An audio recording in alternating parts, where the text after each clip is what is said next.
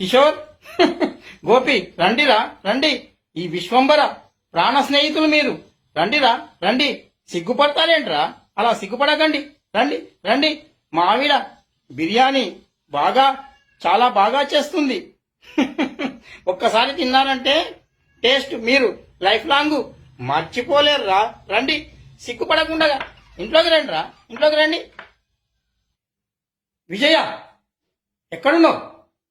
అరగంటలో బిర్యానీ రెడీ అయిపోవాలా.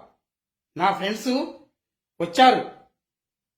ఇవాళ ఇవాళ కోపంగా చూడకు విజయ, కోపంగా చూడకు.